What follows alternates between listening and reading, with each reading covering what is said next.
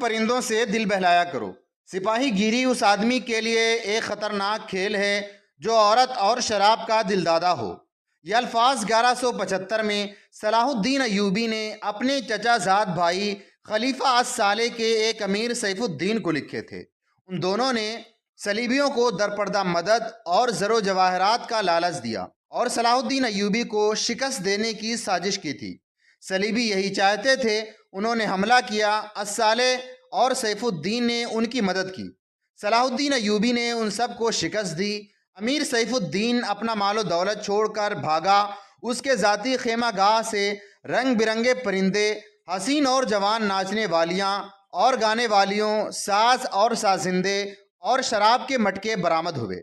صلاح الدین ایوبی نے پرندوں کو، ناچنے گانے والیوں اور ان کے سازندوں کو رہا کر دیا اور امیر سیف الدین کو اس مضمون کا خط لکھا: تم دونوں نے صلیبیوں یعنی عیسائیوں کی مدد کر کے ان کے ہاتھوں میرا نام و نشان مٹانے کی کوشش کی، مگر یہ نہ سوچا کہ تمہاری یہ سازش عالم اسلام یعنی اسلامی دنیا کا بھی نام و نشان مٹا سکتی ہے۔ تم مجھ سے حسد کرتے تھے تو مجھے قتل کرا دیا ہوتا۔ تم مجھ پر 2 قاتلانہ حملہ کرا چکے ہو، دونوں ناکام رہے۔ اب ایک اور کوشش کر کے دیکھو، ہو سکتا ہے کامیاب ہو جاؤ۔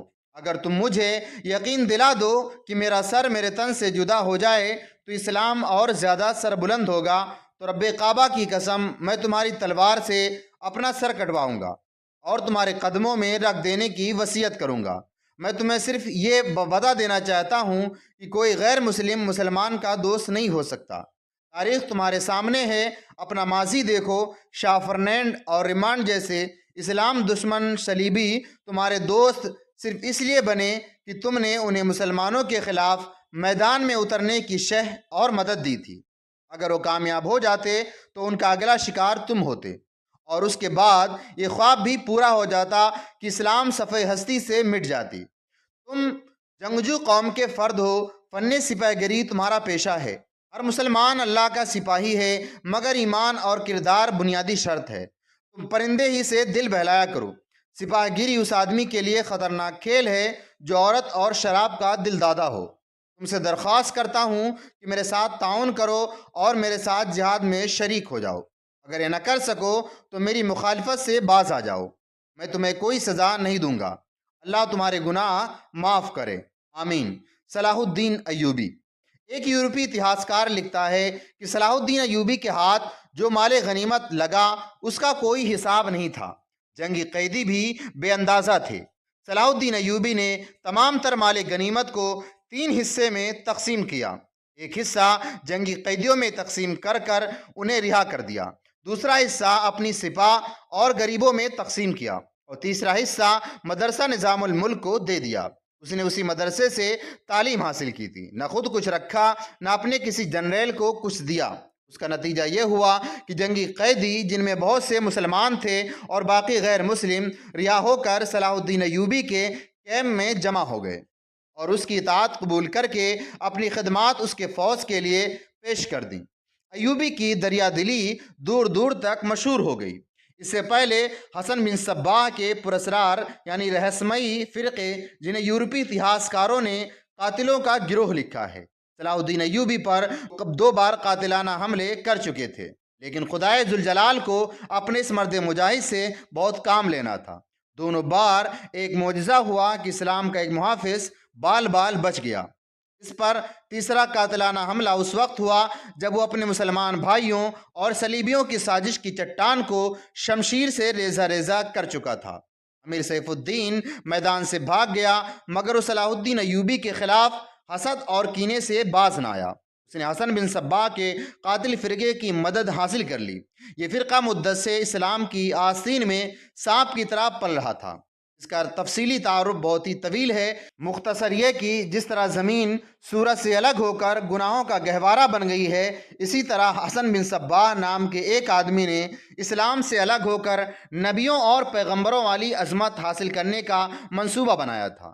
وہ اپنے آپ کو مسلمان ہی کہلاتا رہا اور ایسا گروہ بنا لیا جو طلسماتی یعنی جادوئی طریقوں سے لوگوں کو اپنا پیروکار بناتا تھا۔ اس مقصد کے لیے اس گروہ نے نہایت حسین لڑکیاں، نشہ آور جڑی بوٹیاں، ہرناٹزم اور چرب زبانی جیسے طریقے اختیار کیے۔ ایک جنت بنائی جس میں جا کر پتھر بھی موم ہو جاتے تھے۔ اپنے مخالفین کو ختم کرنے کے لیے قاتلوں کا ایک گروہ تیار کیا۔ قتل کے طریقے خفیہ اور پراسرار ہوتے تھے۔ اس فرقے کے افراد اس قدر چالاک، ذہین اور نڈر تھے کہ بھیس اور زبان بدل کر بڑے بڑے جرنیلوں کے باڈی گارڈ تک بن جاتے تھے، اور جب کوئی پراسرار طریقے سے قتل ہو جاتا تو قاتلوں کا سراغ ہی نہ ملتا تھا۔ کچھ عرصے بعد یہ فرقہ قاتلوں کا گروہ کے نام سے مشہور ہو گیا۔ یہ لوگ سیاسی قتل کے ماہر تھے، زہر بھی استعمال کرتے تھے جو حسین لڑکیوں کے ہاتھوں شراب میں دیا جاتا تھا۔ بہت مدت تک یہ فرقہ اسی مقصد کے لیے استعمال ہوتا رہا۔ اس کے پیروکار فدائی کہلاتے تھے۔ صلاح الدین ایوبی کو نہ حسین لڑکیوں سے دھوکہ دیا جا سکتا تھا، نہ شراب سے۔ وہ ان دونوں سے نفرت کرتا تھا۔ اسے قتل کرنے کا یہی ایک طریقہ تھا کہ اس پر قاتلانہ حملے کیا جائے۔ ان کے محافظوں کی موجودگی میں ان پر حملہ نہیں کیا جا سکتا تھا۔ 2 حملے ناکام ہو چکے تھے۔ اب جبکہ صلاح الدین ایوبی کو یہ توقع تھی کہ اس کا چچا زاد بھائی صالح اور امیر سیف الدین شکست کھا کر توبہ کر چکے ہوں گے، انہوں نے انتقام کی ایک اور زیر زمین کوشش کی۔ صلاح الدین ایوبی نے اس فتح کا جشن منانے کے بجائے حملے جاری رکھے اور 3 قصبوں کو قبضے میں لے لیا۔ ان میں غازہ کا مشہور قصبہ بھی تھا۔ اسی قصبے کے گرد و نواح میں ایک روز صلاح الدین ایوبی امیر جوال اسدی کے خیمے میں دوپہر کے وقت غنودگی کے عالم میں سستا رہا تھا۔ اس نے وہ پگڑی نہیں اتاری تھی جو میدان جنگ میں اس کے سر کو صحرا کے سورج اور دشمن کی تلوار سے محفوظ رکھتی تھی۔ خیمے کے باہر اس کے محافظوں کا دستہ موجود اور چوکس تھا۔ باڈی گارڈ کے اس دستے کا کمانڈر ذرا سی دیر کے لیے وہاں سے چلا گیا۔ ایک محافظ نے باڈی گارڈ کو دیکھا۔ ان میں سے 3 دھار باڈی گارڈ نے اس کی طرف دیکھا۔ محافظ نے اپنی آنکھیں بند کر کے کھولی۔ 3-4 محافظ اٹھے اور باتوں میں لگا لیا۔ ایک محافظ خیمے میں چلا گیا، کمر بند سے خنجر نکالا، دبے پاؤں چلا اور چیتے کی طرح صلاح الدین ایوبی پر جست لگائی۔ خنجر والا ہاتھ اوپر اٹھا۔ عین اس وقت صلاح الدین ایوبی نے کروٹ بدل لی۔ یہ نہیں بتایا جا سکتا محافظ خنجر کہاں مارنا چاہتا تھا، دل میں یا سینے میں، مگر ہوا یوں کہ خنجر صلاح الدین ایوبی کی پگڑی کے بالائی حصے میں اتر گیا اور سر سے بال برابر دور رہا۔ پگڑی سر سے اتر گئی۔ صلاح الدین ایوبی بجلی کی تیزی سے اٹھا اور اسے یہ سمجھنے میں دیر نہ لگی کہ یہ سب کیا ہے۔ اس پر ایسے 2 حملے ہو چکے تھے۔ اس نے اس پر بھی حیرت کا اظہار نہ کیا کہ حملہ آور اس کے اپنے باڈی گارڈ کے لباس میں تھا جسے اس نے خود اپنا باڈی گارڈ کے لیے منتخب کیا تھا۔ اس نے ایک سانس جتنا عرصہ بھی نہ ضائع کیا۔ حملہ آور اس کی پگڑی سے خنجر کھینچ رہا تھا۔ ایوبی سر سے ننگا تھا۔ اس نے حملہ آور کی ٹھوڑی پر طاقت سے گھونسا مارا۔ ہڈی ٹوٹنے کی آواز سنائی دی۔ حملہ آور کا جبڑا ٹوٹ گیا تھا۔ وہ پیچھے کو گرا اور اس کے منہ سے ایک ہیبت ناک آواز نکلی۔ اس کا خنجر صلاح الدین ایوبی کی پگڑی میں رہ گیا تھا۔ ایوبی نے اپنا خنجر نکال لیا۔ اتنے میں 2 اور محافظ دوڑتے ہوئے اندر آئے۔ ان کے ہاتھوں میں تلوار تھی۔ صلاح الدین ایوبی نے انہیں کہا کہ اسے زندہ پکڑ لو، مگر یہ دونوں محافظ صلاح الدین ایوبی پر ٹوٹ پڑے۔ صلاح الدین ایوبی نے ایک خنجر سے 2 تلواروں کا مقابلہ کیا۔ یہ مقابلہ 1-2 منٹ کا تھا کیونکہ تمام باڈی گارڈ اندر آ گئے تھے۔ صلاح الدین ایوبی یہ دیکھ کر حیران رہ گیا کہ اس کے باڈی گارڈ 2 حصوں میں تقسیم ہو کر ایک دوسرے کو لہو لہان کر رہے تھے۔ اسے چونکہ معلوم نہ تھا کہ ان میں اس کا دشمن کون اور دوست کون ہے، وہ اس مارکے میں شریک نہ ہو سکا۔ کچھ دیر بعد باڈی گارڈ میں سے چند ایک مارے گئے، کچھ بھاگ گئے اور بعض زخمی ہو کر بے حال ہو گئے۔ تو انکشاف ہوا کہ اس دستے میں جو صلاح الدین ایوبی کی حفاظت پر مامور تھا، 7 محافظ فدائی تھے جو صلاح الدین ایوبی کو قتل کرنا چاہتے تھے۔ انہوں نے اس کام کے لیے صرف ایک فدائی کو خیمے میں بھیجا تھا۔ اندر صورتحال بدل گئی تھی، چنانچہ باقی بھی اندر چلے گئے۔ اصل محافظ بھی اندر آ گئے۔ وہ صورتحال سمجھ گئے اور صلاح الدین ایوبی بچ گیا۔ اس نے اپنے پہلے حملہ آور کی شہ رگ پر تلوار کی نوک رکھ کر پوچھا کہ وہ کون ہے اور اسے کس نے بھیجا ہے۔ سچ بولنے کے بدلے صلاح الدین ایوبی نے اسے جان بخشی کا وعدہ کیا۔ اس نے بتا دیا کہ وہ فدائی ہے اور اسے مشتق، جسے بعض مورخوں نے گمشتقین لکھا ہے، نے اس کام کے لیے بھیجا تھا۔ گمشتقین صالح کے ایک قلعے کا گورنر تھا۔ اصل کہانی سنانے سے پہلے یہ ضروری معلوم ہوتا ہے کہ ان واقعات سے پہلے کے دور کو دیکھا جائے۔ صلاح الدین ایوبی کے نام، اس کی عظمت اور تاریخ، اسلام میں اس کے مقام اور کارناموں سے کون واقف نہیں؟ ملت اسلامیہ تو اسے بھول ہی نہیں سکتی، مسیحی دنیا یعنی عیسائی دنیا بھی اسے یاد رکھے گی۔ لہٰذا ضروری نہیں معلوم ہوتا کہ صلاح الدین ایوبی کا شجر نسب تفصیل سے بیان کیا جائے۔ ہم جو کہانی سنانے لگے ہیں وہ اس نوعیت کی ہے جس کی وسعت کے لیے تاریخ کا دامن تنگ ہوتا ہے۔ یہ تفصیلات واقع نگاروں، قلمکاروں کی ریکارڈ کی ہوئی ہوتی ہیں، وہ سینہ بسینہ اگلی نسلوں تک پہنچتی ہیں۔ تاریخ کے دامن میں صلاح الدین ایوبی کے نے صرف کارنامے محفوظ کیے گئے، ان سازشوں کا ذکر بہت کم آیا ہے جو اپنوں نے ان کے خلاف کی، اور اس کی بڑھتی ہوئی شہرت اور عظمت کو داغدار کرنے کے لیے ایسی لڑکیوں کے جال میں پھنسانے کی بار بار کوشش کی گئی جن کے حسن میں طلسماتی اثر تھا۔ تاریخ اسلام کا یہ حقیقی ڈرامہ 23 مارچ 1169 کے روز سے شروع ہوتا ہے، جب صلاح الدین ایوبی کو مصر کا وائسرائے اور فوج کا کمانڈر ان چیف بنایا گیا۔ اسے اتنا بڑا رتبہ ایک تو اس لیے دیا گیا کہ وہ حکمران خاندان کا نونہال تھا، اور دوسرے اس لیے کہ شروع عمر میں ہی وہ فن حرب و ضرب کا ماہر ہو گیا تھا۔ سپاہ گیری ورثے میں پائی تھی، اس کے ذہن میں حکمرانی کے معنی بادشاہت نہیں، اسلام کی پاسبانی اور قوم کی عظمت اور فلاح و بہبود تھی۔ اس کا جب شعور بیدار ہوا تو پہلی خلش یہ محسوس کی کہ مسلمان حکمرانوں میں نہ صرف یہ کہ اتحاد نہیں بلکہ ایک دوسرے کی مدد سے گریز کرتے تھے۔ وہ عیاش ہو گئے تھے، شراب اور عورت نے جہاں ان کی زندگی رنگین بنا رکھی تھی، وہاں عالم اسلام اور خدا کے اس عظیم مذہب کا مستقبل تاریک ہو گیا تھا۔ ان کے امیروں، ان کے وزیروں اور مشیروں کے حرم غیر مسلم لڑکیوں سے بھرے ہوئے تھے۔ زیادہ تر لڑکیاں یہودی اور عیسائی تھیں جنہیں خاص تربیت دے کر ان حرموں میں داخل کیا گیا تھا۔ غیر معمولی حسن اور اداکاری میں کمال رکھنے والی یہ لڑکیاں مسلمان حکمرانوں اور سربراہوں کے کردار اور قومی جذبے کو دیمک کی طرح کھا رہی تھیں۔ اس کا نتیجہ یہ تھا کہ صلیبی جن میں فرنیک یعنی فرنگی خاص طور پر قابل ذکر ہیں، مسلمانوں کی سلطنت کے ٹکڑے ہڑپ کرتے چلے جا رہے تھے، اور بعض مسلم حکمران شاہ فرینک کو سالانہ ٹیکس یا جزیہ ادا کر رہے تھے جس کی حیثیت گنڈا ٹیکس کی سی تھی۔ صلیبی اپنا جنگی قوت کے رعب سے اور چھوٹے موٹے حملوں سے حکمرانوں کو ڈراتے رہتے، کچھ علاقوں پر قبضہ کر لیتے، تاوان اور ٹیکس اصول کرتے تھے۔ ان کا مقصد یہ تھا کہ آہستہ آہستہ دنیا اسلام کو ہڑپ کر لیا جائے۔ مسلمان حکمران اپنی رعایا کا خون چوس کر ٹیکس دیتے تھے۔ ان کا مقصد یہ تھا کہ انہیں عیش و عشرت میں پریشان نہ کیا جائے۔ فرقہ پرستی کے بیج بھی بو دیے گئے تھے۔ حسن بن صبا کا تھا جو صلاح الدین ایوبی کی جوانی سے 1 صدی پہلے معرض وجود میں آیا تھا۔ یہ مفاد پرستوں کا فرقہ تھا، بے حد خطرناک اور پراسرار۔ یہ لوگ اپنے آپ کو فدائی کہلاتے تھے، جو بعد میں حشیشین کے نام سے مشہور ہوئے، کیونکہ وہ حشیش نام کی ایک نشہ آور چیز سے دوسروں کو اپنے جال میں پھانستے تھے۔ صلاح الدین ایوبی نے مدرسہ نظام الملک میں تعلیم حاصل کی۔ یاد رہے کہ نظام الملک دنیا اسلام کی ایک سلطنت کے وزیر تھے۔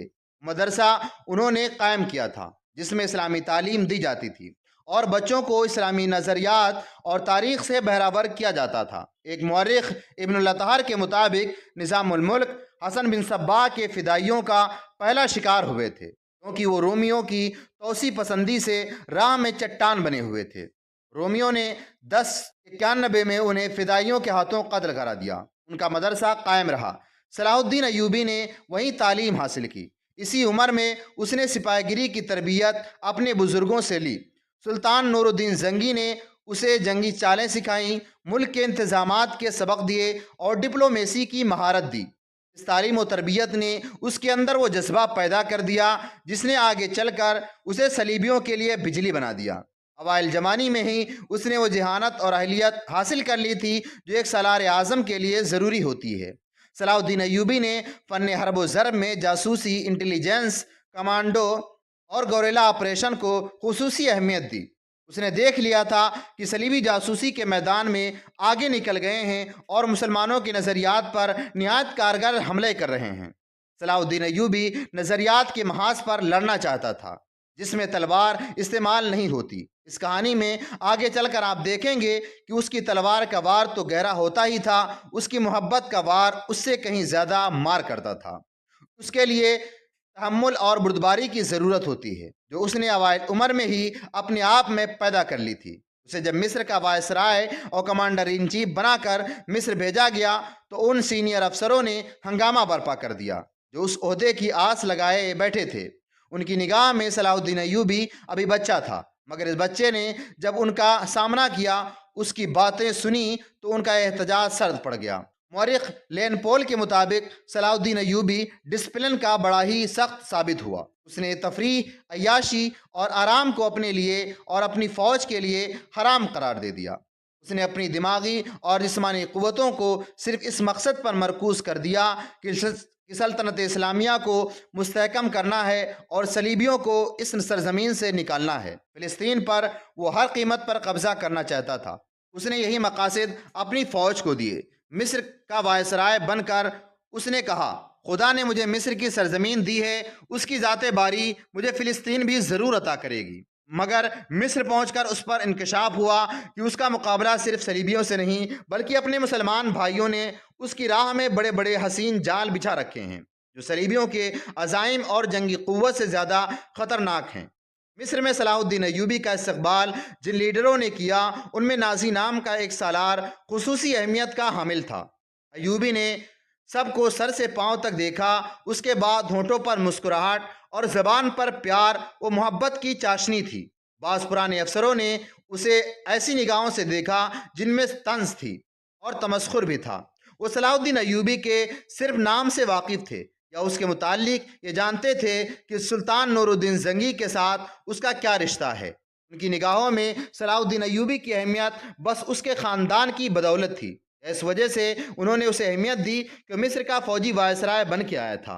اس کے سوا انہوں نے صلاح الدین ایوبی کو کوئی اہمیت نہ دی۔ ایک بوڑھے افسر نے اپنے ساتھ کھڑے افسر کے کان میں کہا، بچہ ہے، اسے ہم پال لیں گے۔ مورخ اور اس وقت کے وقائع نگار یہ نہیں بتا سکتے کہ صلاح الدین ایوبی نے ان لوگوں کی نظریں بھانپ لی تھیں یا نہیں۔ وہ استقبال کرنے والے اس ہجوم میں بچہ لگ رہا تھا۔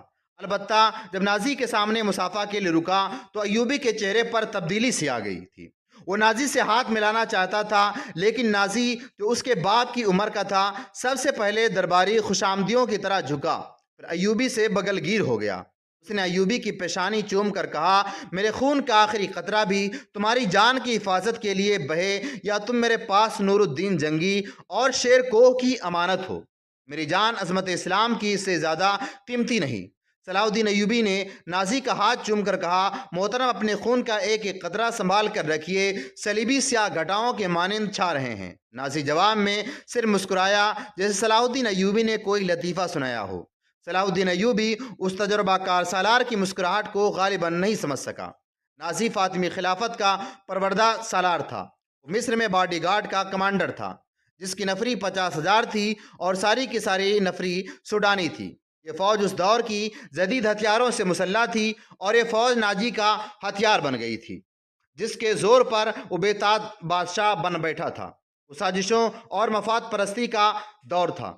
اسلامی دنیا کی مرکزیت ختم ہو چکی تھی۔ صلیبیوں کی نہایت دلکش تخریب کاریاں شروع ہو چکی تھیں۔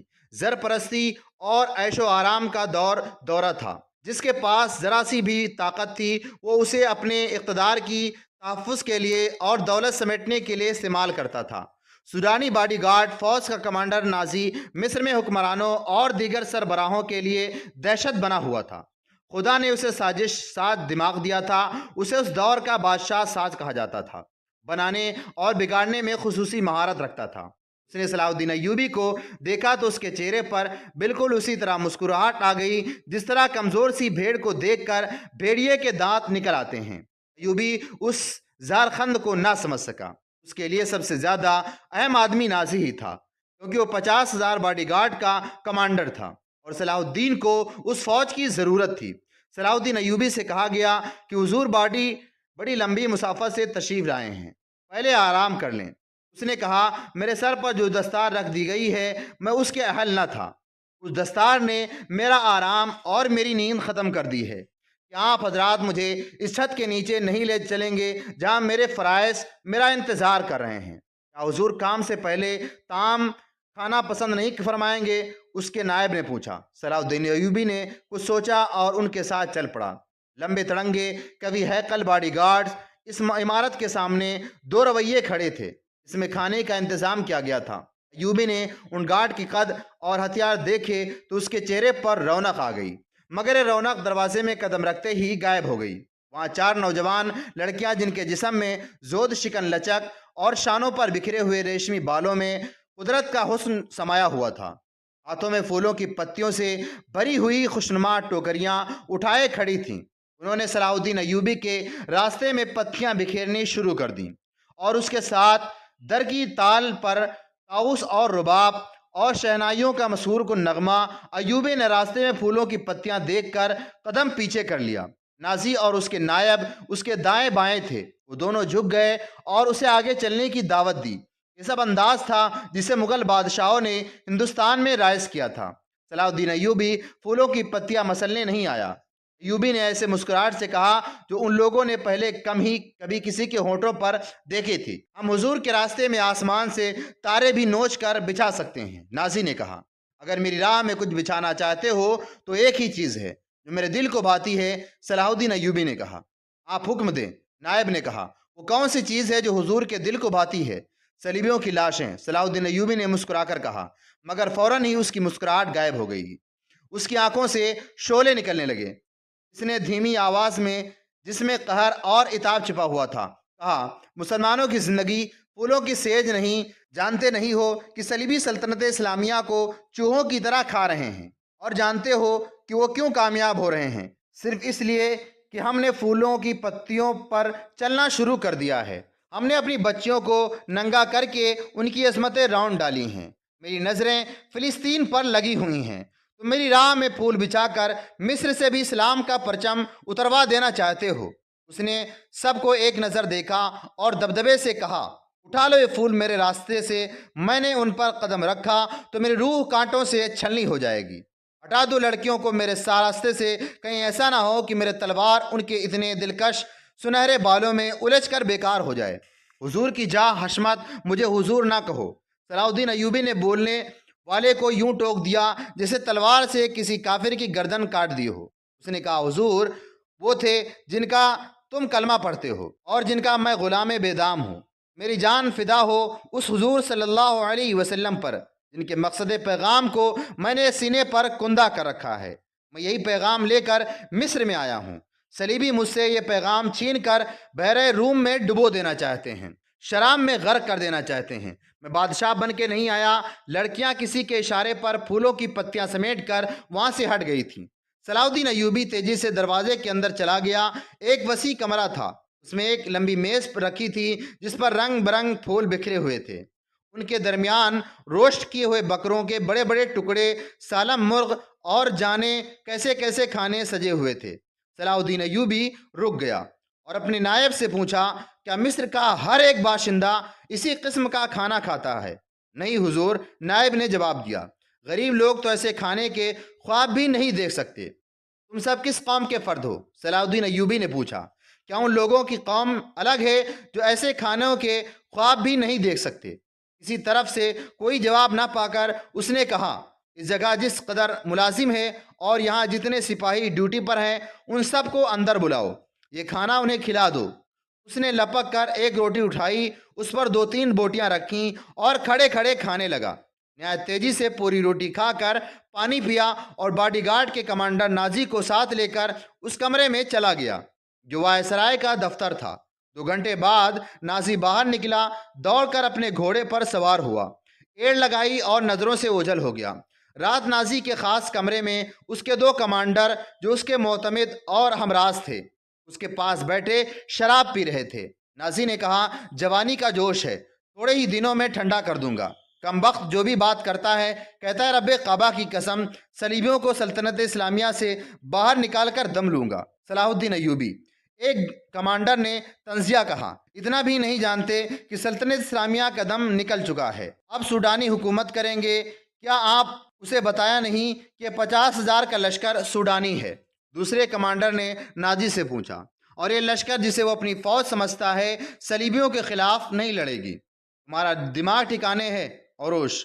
नाजी ने कहा, मैं उसे ये यकीन दिलाया हूँ कि 50,000 सूडानी शेर उसके इशारे पर सलीबियों के परखचे उड़ा देंगे।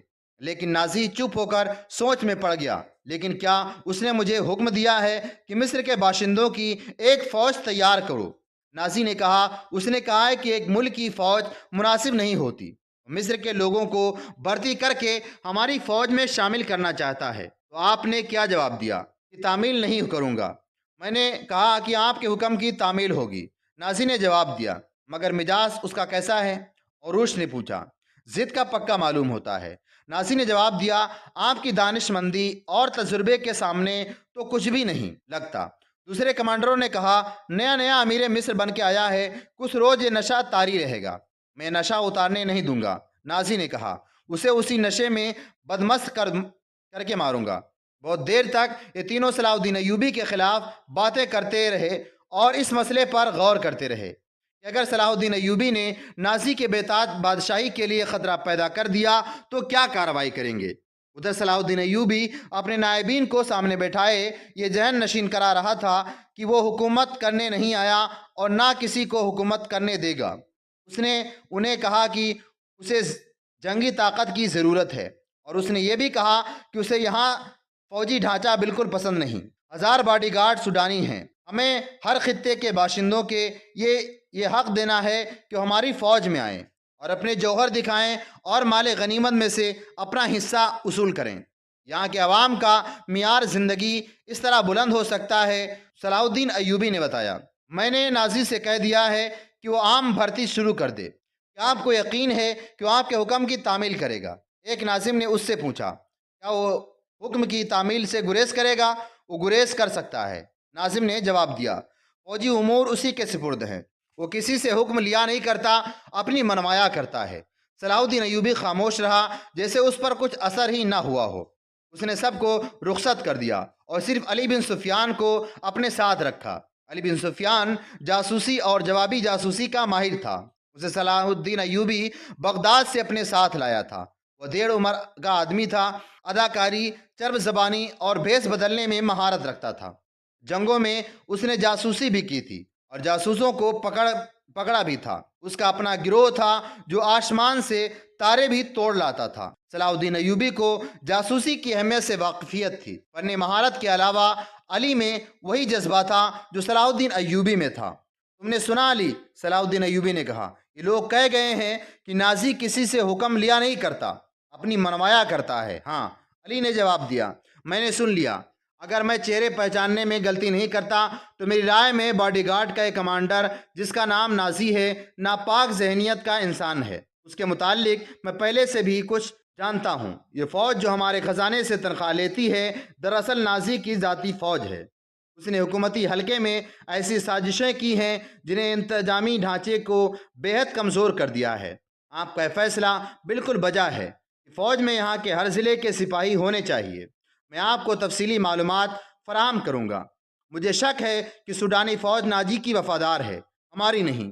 आपको इस फ़ौज की तरतीब और तंजीम बदलनी पड़ेगी या नाजी को सबकदोश करना पड़ेगा। मैं अपनी सफ़ों में ही अपने दुश्मन पैदा नहीं करना चाहता। सलाहुद्दीन अय्यूबी ने कहा, नाजी घर का भेदी है, उसे सुबुकदोश करके अपना दुश्मन बना लेना दानिशमंदी नहीं। हमारी तलवार गैरों के लिए है, अपनों का खून बहाने के लिए नहीं। मैं नाजी के जहनीत को प्यार और मोहब्बत से बदल सकता हूँ। तुम उस फ़ौज की जहनीत मालूम करने की कोशिश करो, मुझे सही इत्तला दो कि फ़ौज कहाँ तक हमारी वफ़ादार है। मगर नाजी इतना कच्चा आदमी नहीं था। उसकी जहनीत प्यार और मोहब्बत के बखेड़ों से आज़ाद थी।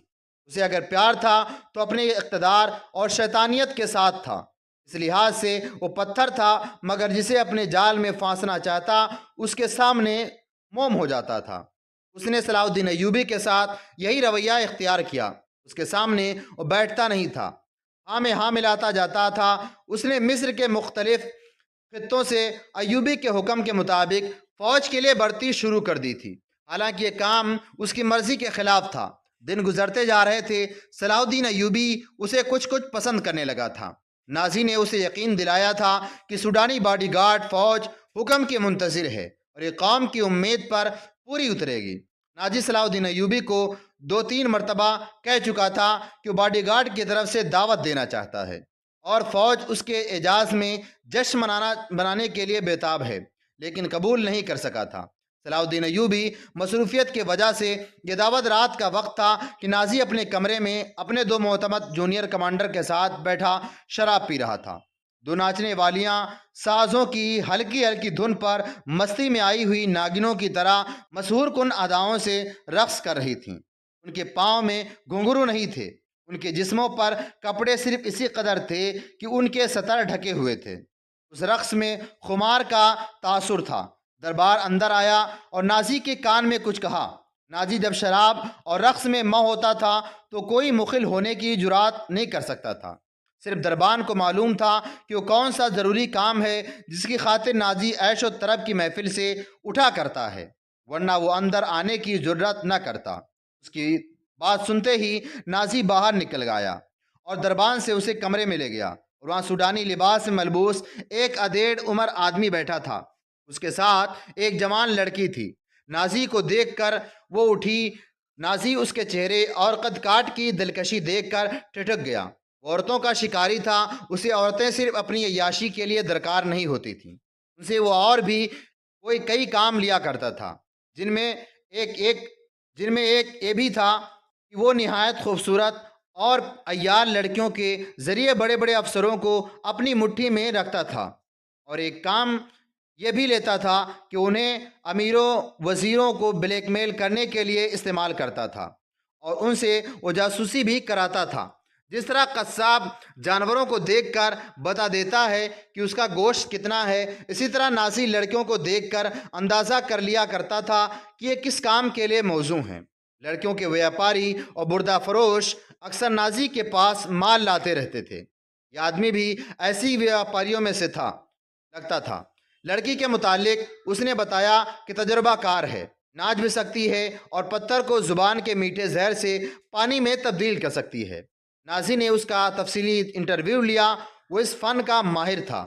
اس کے مطابق اس نے لڑکی کا امتحان لیا اور اس نے یہ رائے قائم کی کہ جس کام کے لیے ایک لڑکی کو تیار کر رہا تھا اس کے لیے لڑکی تھوڑی سی ٹریننگ کے بعد موزوں ہو سکتی ہے۔ سودا طے ہو گیا۔ ویاپاری قیمت وصول کر کے چلا گیا۔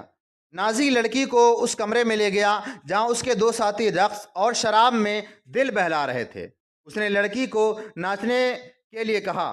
لڑکی نے جب چغا اتار کر جسم کو دو ہی بل دیے تو نازی اور اس کے ساتھی تڑپ اٹھے۔ پہلے دونوں ناچنے والیوں کے رنگ پیلے پڑ گئے، اس نے لڑکی کے سامنے ان کی قدر و قیمت کم ہو گئی تھی۔ نازی نے اسی وقت محفل برخاست کر دی اور اس لڑکی کو اپنا پاس بٹھا کر سب کو باہر نکال دیا۔ لڑکی سے نام پوچھا تو اس نے زکوئی بتایا۔ نازی نے اسے کہا، زکوئی تمہیں یہاں لانے والے نے بتایا تھا کہ تم پتھر کو پانی میں تبدیل کر سکتی ہو۔ میں تمہارا ایک کمال دیکھنا چاہتا ہوں۔ نیا امیر مصر؟ نازی نے جواب دیا، وہ سالار اعظم بھی ہے، صلاح الدین ایوبی۔ زکوئی نے پوچھا، ہاں صلاح الدین ایوبی۔ نازی نے کہا، اگر تم اسے پانی میں تبدیل کر دو تو اس کے وزن کے جتنا سونا تمہارے قدموں میں رکھ دوں گا۔ وہ شراب تو پیتا ہوگا؟ نہیں، نازی نے جواب دیا، شراب، عورت اور ناچ گانے اور تفریح سے وہ اتنا ہی نفرت کرتا ہے جتنی ہر مسلمان خنزیر سے کرتا ہے۔ میں نے سنا تھا کہ آپ کے پاس لڑکیوں کا ایسا طلسم ہے جو نیل کی روانی کو روک لیتا ہے۔ زکوئی نے کہا، کیا وہ طلسم بیکار ہو گیا؟ میں نے ابھی آزمایا نہیں۔ نازی نے کہا، یہ کام تم کر سکتی ہو۔ میں صلاح الدین ایوبی کے عادتوں کے متعلق تمہیں بہت کچھ بتاؤں گا۔ کیا آپ اسے زہر دینا چاہتے ہیں؟ زکوئی نے پوچھا۔ ابھی نہیں، نازی نے جواب دیا، میری اس کے ساتھ کوئی دشمنی نہیں، میں صرف یہ چاہتا ہوں کہ وہ ایک بار کسی تم جیسی لڑکی کے جال میں پھنس جائے، پھر میں اسے اپنے پاس بٹھا کر شراب پلاؤں گا۔ اگر اسے قتل کرنا مقصود ہوتا تو میں کام حشیشین سے نہایت آسانی سے کرا سکتا تھا۔ یعنی آپ اس کے ساتھ دشمنی نہیں، دوستی کرنا چاہتے ہیں؟ زکوئی نے کہا۔ اتنا برجستہ جملہ سن کر نازی چند لمحے لڑکی کو دیکھتا رہ گیا، اس کی توقع سے زیادہ ذہین تھی۔ ہاں زکوئی، نازی نے اس کے ملائم ہاتھوں پر ہاتھ پھرا کر کہا، اس کے ساتھ دوستی کرنا چاہتا ہوں، ایسی دوستی کہ وہ میرا ہم نوالا اور ہم پیالہ بن جائے۔ آگے میں جانتا ہوں کہ مجھے اس سے کیا کام لینا ہے۔ نازی نے کہا اور ذرا سوچ کر بولا، میں تمہیں یہ بھی بتا دینا ضروری سمجھتا ہوں کہ ایک جادو صلاح الدین ایوبی کے ہاتھ میں بھی ہے۔ اگر تمہارے حسن اور ناز و انداز پر اس کا جادو چل گیا تو میں تمہیں زندہ نہیں رہنے دوں گا۔ اگر تم نے مجھے دھوکہ دیا تم ایک دن سے زیادہ زندہ نہیں رہ سکو گی۔ صلاح الدین ایوبی تمہیں موت سے بچا نہیں سکے گا۔ تمہاری زندگی اور موت میرے ہاتھ میں ہے، تم مجھے دھوکہ نہیں دے سکو گی۔ اسی لیے میں نے تمہارے ساتھ کھل کر باتیں کی ہیں، ورنہ میرے رتبے اور حیثیت کا آدمی ایک پیشہ ور لڑکی کے ساتھ پہلی ملاقات میں ایسی باتیں کبھی نہیں کرتا۔ یہ آپ کو آنے والا وقت ہی بتائے گا کہ کون کس کو دھوکہ دیتا ہے۔ زکوئی نے کہا، مجھے یہ بتائیے کہ صلاح الدین ایوبی تک میری رسائی کس طرح ہوگی؟ میں اسے ایک جشن میں بلا رہا ہوں۔ نازی نے کہا، اسے رات اپنے یہاں رکھوں گا اور تمہیں اس کے خوابگاہ میں داخل کروں گا۔ میں نے تمہیں اسی مقصد کے لیے بلایا ہے، آگے سنبھال لوں گا۔ وہ رات گزر گئی، پھر اور کئی راتیں گزر گئیں۔ صلاح الدین ایوبی انتظامی کاموں اور جنگی فوجی تیاریاں تیار کرنے میں اتنا مصروف رہا کہ نازی کی دعوت قبول کرنے کا وقت نہ نکال سکا۔ علی بن سفیان نے اسے نازی کے متعلق جو رپورٹ دی اس سے وہ پریشان ہو گیا۔ اس نے علی سے کہا، تو اس کا مطلب یہ ہے کہ یہ شخص صلیبیوں سے زیادہ خطرناک ہے اور ایک سانپ ہے جسے مصر کی عمارت آستین میں پال رہی ہے۔ علی بن سفیان نے نازی کی تخریب کاری کی تفصیل سنائی کہ اس نے کس طرح سے کس بڑے آدمی کو اپنے ہاتھ میں لیا اور انتظامیہ میں اپنا من مانی کرتا رہا۔ پھر کہا، اور جس سوڈانی سپاہ کا وہ سالار ہے وہ ہماری بجائے اس کی وفادار ہے۔ کیا آپ اس کا کوئی علاج سوچ سکتے ہیں؟ صرف سوچ ہی نہیں سکتے، صلاح الدین ایوبی نے جواب دیا، علاج شروع کر چکا ہوں۔ مصر کی جو سپاہی بھرتی کی جا رہی ہے اس میں سوڈانی محافظوں میں گڑمڑ کر دوں گا۔ پھر یہ فوج سوڈانی ہوگی نہ مصری۔ نازی کی یہ طاقت بکھر کر ہماری فوج میں جذب ہو جائے گی۔ نازی کو میں اس کے صحیح ٹھکانے پر لے آؤں گا۔ میں یہ بھی وثوق سے کہہ سکتا ہوں کہ اس نے صلیبیوں کے ساتھ بھی گٹھ جوڑ کر رکھا ہے۔ علی بن سفیان نے کہا، آپ سلطنت اسلامیہ کو ایک مضبوط مرکز پر لا کر اسلام کو وسعت دینا چاہتے ہیں، مگر نازی آپ کے خواب کو دیوانے کا خواب بنا رہا ہے۔ تم اس سلسلے میں کیا کر رہے ہو یہ مجھ پر چھوڑ دیں۔ علی بن سفیان نے جواب دیا، میں جو کچھ کروں گا وہ آپ کو ساتھ ساتھ بتاتا رہوں گا۔ آپ مطمئن رہیں، میں نے اس کے گرد جاسوسوں کی ایک ایسی دیوار چن دی ہے جس کی آنکھیں بھی ہیں، کان بھی ہیں، اور یہ دیوار متحرک ہے۔ یوں سمجھ لیں کہ میں نے اسے اپنے جاسوسی کے لیے قلعے میں قید کر لیا ہے۔ صلاح الدین ایوبی کو علی بن سفیان پر اس قدر اعتماد تھا کہ اس سے اس کی در پردہ کارروائی کی تفصیل نہ پوچھی۔ علی نے اس سے پوچھا، معلوم ہوا ہے کہ وہ آپ کو جشن پر مدعو کر رہا ہے۔ اگر یہ بات صحیح ہے تو اس کی دعوت اس وقت قبول کیجیے گا جب میں آپ کو بتاؤں گا۔ ایوبی اٹھا اور ہاتھ پیٹھ پیچھے رکھ کر ٹہلنے لگا۔ اس کی آہ نکل گئی، وہ رک گیا اور بولا، بن سفیان، زندگی اور موت اللہ کے ہاتھ میں ہے۔ بے مقصد زندگی سے کیا یہ بہتر نہیں کہ انسان پیدا ہوتے ہی مر جائے؟ کبھی کبھی یہ سوچ دماغ میں آ جاتی ہے کہ وہ لوگ شاید خوش نصیب ہیں جن کی قومی حص مردہ ہوتی ہے اور جن کا کوئی کردار نہیں ہوتا، بڑے مزے سے جیتے ہیں اور اپنی آئی پر مر جاتے ہیں۔ وہ بد نصیب ہیں امیر محترم، علی نے کہا۔ ہاں علی بن سفیان، صلاح الدین ایوبی نے کہا، میں جب انہیں خوش نصیب کہتا ہوں تو یہ بات معلوم نہیں کون میرے کان میں کہہ دیتا ہے جو تم نے کہی ہے، مگر سوچتا ہوں کہ ہم نے تاریخ کا دھارا اس موڑ پر نہ بدلا تو ملت اسلامیہ بکھر کر وادیوں، جنگلوں اور صحراؤں میں کھو جائے گی۔ ملت کی خلافت 3 حصوں میں بٹ گئی ہے۔ امیر منمانی کر رہے ہیں اور صلیبیوں کے علاوہ اعلی کار بنتے جا رہے ہیں۔ مجھے ڈر بھی محسوس ہونے لگا ہے۔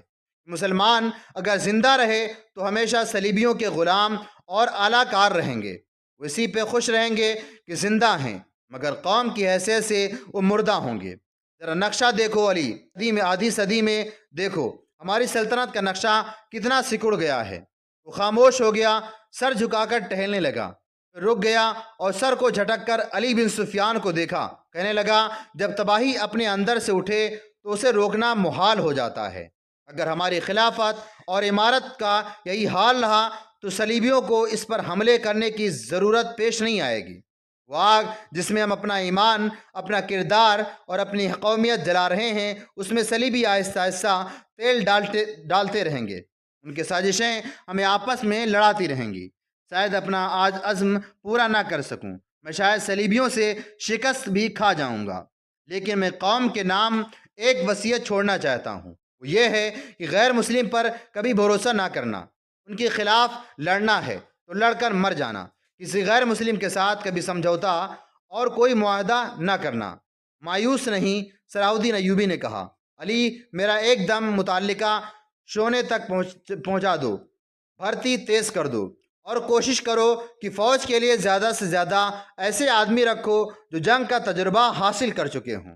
ہمارے پاس اتنی لمبی تربیت کا وقت نہیں، بھرتی ہونے والوں کا مسلمان ہونا لازمی قرار دے دو، اور تم اپنے لیے ذہن نشین کر لو کہ ایسا جاسوسوں کا ایک دستہ تیار کرو جو دشمن کے علاقوں میں جا کر جاسوسی بھی کریں اور شب خون بھی ماریں۔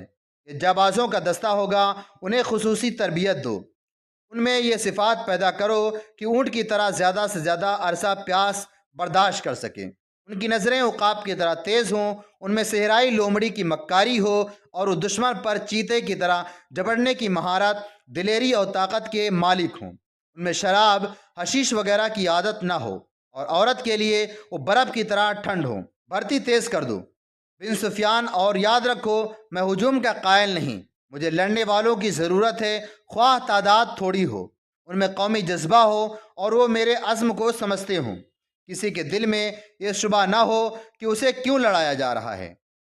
اگلے 10 دنوں میں ہزارہ تربیت یافتہ سپاہی امارت مصر کی فوج میں آ گئے، اور ان 10 دنوں میں نازی نے زکوئی کو ٹریننگ دے دی کہ صلاح الدین ایوبی کو کون سی طریقے سے اپنے حسن کے جال میں پھانس کر اس کی شخصیت اور اس کے کردار کو کمزور کر سکتی ہے۔ نازی کے ہمراز دوستوں نے زکوئی کو دیکھا تو انہوں نے بلا خوف تردید کہا، اس لڑکی کو مصر کے فرعون دیکھ لیتے تو خدائی کے دعوے سے دستبردار ہو جاتے۔ نازی کا جاسوسی کا اپنا نظام تھا، بہت تیز اور دلیر۔ وہ معلوم کر چکا تھا کہ علی بن سفیان صلاح الدین ایوبی کا خصوصی مشیر ہے، اور عرب کا مانا ہوا سراغ رساں۔ اس نے علی کے پیچھے اپنے جاسوس چھوڑ دیے تھے، اور اس نے علی کو قتل کرا دینے کا منصوبہ بھی بنا لیا تھا۔ زکوئی کو نازی نے صلاح الدین ایوبی کو اپنے دام میں پھنسانے کے لیے تیار کیا تھا، لیکن وہ محسوس نہ کر سکا کہ مراکش کی رہنے والی یہ لڑکی اس کے اپنے اعصاب پر سوار ہو گئی ہے۔ وہ صرف شکل و صورت کی ہی نہیں دلکش نہ تھی، اس کی باتوں میں ایسا جادو تھا کہ نازی اسے پاس بٹھا کر اس کے ساتھ باتیں ہی کرتا رہتا تھا۔ اس نے ان 2 ناچنے والی لڑکیوں سے نگاہیں پھیر لی تھیں جو اس کی منظور نظر تھیں۔ 3-4 راتوں سے اس نے ان لڑکیوں کو اپنے کمرے میں نہیں بلایا تھا۔ نازی سونے کے انڈے دینے والی مرغی تھی جو ان کے قبضے سے نکل کر زکوئی کی آگوش میں انڈے دینے لگی تھی۔ انہوں نے زکوئی کو راستے سے ہٹانے کی ترکیب سوچنی شروع کر دی۔ وہ آخر اس نتیجے پر پہنچی کہ اسے قتل کرا دیا جائے، مگر اسے قتل کرانا ممکن نظر نہیں آتا، کیونکہ نازی نے اس کے جو کمرہ دے رکھا تھا اس پر 2 محافظوں کا پہرا رہتا تھا۔ اس کے علاوہ یہ دونوں لڑکیاں اس مکان سے بلا اجازت باہر نہیں جا سکتی تھیں جو نازی نے انہیں دے رکھا تھا۔ انہوں نے حرم کی خادمہ عورتوں میں سے ایک کو اعتماد میں لینا شروع کر دیا، وہ اس کے ہاتھوں زکوئی کو زہر دینا چاہتی تھیں۔ علی بن سفیان نے صلاح الدین ایوبی کا محافظ دستہ بدل دیا۔ یہ سب امیر مصر وائسرائے کے پرانے باڈی گارڈ تھے، ان کی جگہ اس نے ان سپاہیوں میں سے 2 باڈی گارڈ کا دستہ تیار کر دیا جو نئی بھرتی میں آئے تھے۔ یہ جابازوں کا منتخب دستہ تھا جو سپاہ گری سے بھی طاقتور تھا اور جذبے کے لحاظ سے بھی طاقتور تھا۔ اس کا ہر سپاہی مرد حر تھا۔ نازی کو یہ تبدیلی بالکل پسند نہیں تھی، لیکن اس نے صلاح الدین ایوبی کے سامنے تبدیلی کی بے حد تعریفوں کی اور اس کے ساتھ ہی دعوت کی درخواست کی۔ صلاح الدین ایوبی اس کی دعوت قبول کر لے۔ ایوبی نے اسے جواب دیا کہ وہ 1 دن میں اسے بتائے گا کہ وہ کب دعوت قبول کر سکے گا۔ اس کے جانے کے بعد صلاح الدین ایوبی نے علی بن سفیان سے مشورہ لیا کہ وہ دعوت پر کب جائے۔ علی نے اسے مشورہ دیا کہ اب وہ کسی بھی روز دعوت قبول کر لے۔ دوسرے دن صلاح الدین ایوبی نے نازی کو بتایا کہ وہ کسی بھی رات دعوت پر آ سکتا ہے۔ نازی نے 3 روز بعد دعوت دی اور بتایا یہ دعوت کم اور جشن زیادہ ہوگا، اور یہ جشن شہر سے دور صحرا میں مشالوں کی روشنی میں منایا جائے گا۔ नाचने गाने का इंतज़ाम होगा, बॉडीगार्ड के घोड़ा सवार अपने करतब दिखाएंगे, शमशीर जनी बगैर हथियारों से लड़ाई के मुकाबले होंगे और सलाहुद्दीन अयूबी को रात वहीं क़याम कराया जाएगा। रिहाइश के लिए खेमे नस्ब होंगे। सलाहुद्दीन अयूबी प्रोग्राम की तफसील सुन रहा है। उसने नाच गाने पर भी एतराज़ नहीं किया। नाज़रीन ने डरते झिझकते कहा, फौज के बेशतर सिपाही जो मुसलमान नहीं या जो अभी नीम मुसलमान हैं, कभी कभी शराब पीते हैं। वो शराब के आदी नहीं, वो इजाज़त चाहते हैं कि जश्न में उन्हें शराब पीने की इजाज़त दिया जाए। आप उनके कमांडर हैं, सलाहुद्दीन अयूबी ने कहा। आप चाहें तो उन्हें इजाज़त दे दें, न देना चाहते हों तो मैं आप पर अपना हुक्म नहीं चलाऊँगा। अमीर मिस्र का इकबाल बुलंद हो। नाज़ी ने ग़ुलामों की तरह कहा, मैं कौन होता हूँ इस काम की इजाज़त देने वाला कि जश्न की रात हंगामा आराई और बदकारी के सिवा सब कुछ कर सकते हैं। सलाहुद्दीन अयूबी ने कहा, अगर शराब पीकर किसी ने हल्ला गुल्ला किया तो उसे सख्त सज़ा दी जाएगी। ये खबर जब सलाहुद्दीन अयूबी के स्टाफ तक पहुंची तो नाज़ी सलाहुद्दीन अयूबी के एजाज़ में जो जश्न मुनाकिद कर रहा है उसमें नाच गाना होगा और शराब भी पी जाएगी। और सलाहुद्दीन अयूबी ने उस जश्न की दावत इन खुराफात के बावजूद कबूल कर ली है। तो सब हैरत से एक दूसरे का मुंह देखने लगे। किसी ने कहा, नाज़ी झूठ बोलता है और दूसरों पर अपना रोब डालना चाहता है। किसी ने राय दी कि नाज़ी का जादू सलाहुद्दीन अयूबी पर भी चल गया है। और राय उन सब सरबराहों को पसंद आई जो नाज़ी के हमनवाला और हम प्याला थे। सलाहुद्दीन अयूबी ने चार्ज लेते ही उनके लिए ऐशो इशरत, शराब नोशी और बदकारी जुर्म करार दे दी थी। उसने ऐसा सख्त निज़ाम राइज किया कर दिया था कि किसी को पहले की तरह फ़राइज़ से कोताही की ज़रूरत नहीं होती थी। वो उस पर खुश थे कि आज नए अमीर मिस्र ने किसी दावत में शराब और रक़्स की इजाज़त दे दी है। कल परसों वो ख़ुद भी उन रंगीनियों का रसिया हो जाएगा। सिर्फ अली बिन सुफियान था जिसे मालूम था कि इजाज़त क्यों दी है।